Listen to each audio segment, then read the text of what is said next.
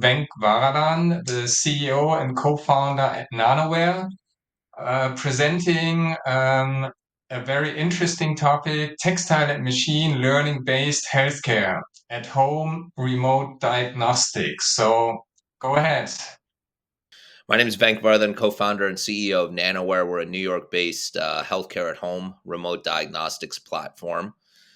Quick background on myself. I'm a biomedical engineer and chemistry by academic training. Started my career in the pharmaceutical industry in marketing, sales, and product dev here in New York City for 3.5 years. Went to graduate school to get my MBA, and then spent a 7-year career in investment banking and technology, M&A, so enterprise software, comms tech.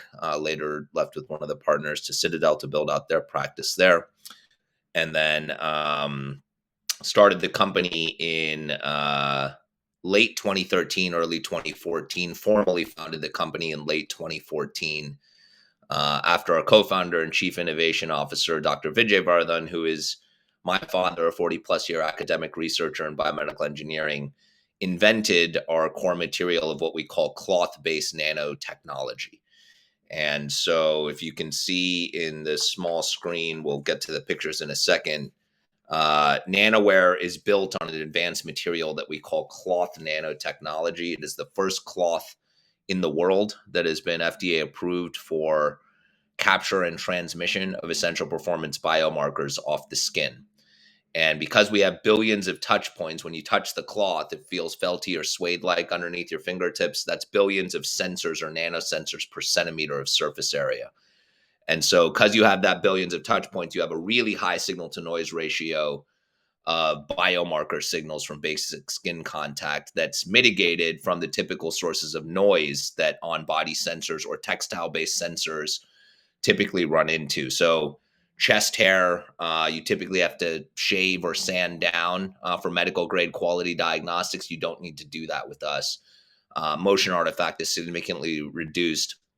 Sweat or pseudo fluids from the body cause the nanotechnology to, or the other sensors diagnostic yield to go down. Our nanotechnology is cloth, so sweat and natural is a natural adherent with cloth itself. So our diagnostic yield goes up. So we have a super high signal to noise ratio, a voluminous depth of the biomarkers we capture. So electrical signals, acoustic signals, hemodynamic signals, and activity signals. And when you can look at all of that data time synchronously, very cleanly, and very repeatably over large volume, you've got a very unique data set for machine learning based diagnostics. And when you combine that materials based fire hose, layer a good SaaS platform on top of it, and use that proprietary data lake of data that's coming in medical grade quality every millisecond, the uniqueness in being able to make diagnostics for patients when they're at home is very paramount and unique to our platform compared to other wearables in the clinical setting. Lots of different places we could go. We've listened to some of the presentations today. Wearables fit a lot of different places in the world, whether that's sports, fitness, consumer wellness, industrial safety.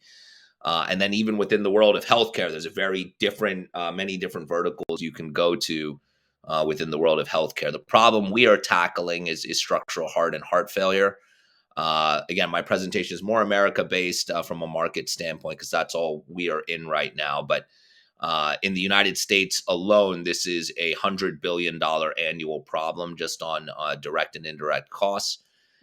Sadly, these patients are on a one-way journey.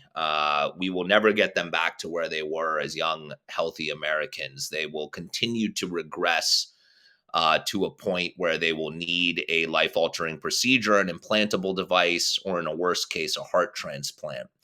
And what's missing along that journey is the recurring need for cardiopulmonary assessments.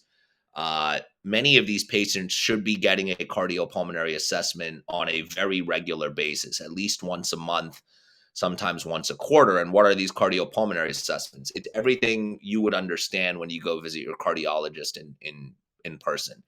They touch your chest with a stethoscope, check your electrocardiographs, check your blood pressure, potentially invasively check your hemodynamics with the catheter or right heart catheterization,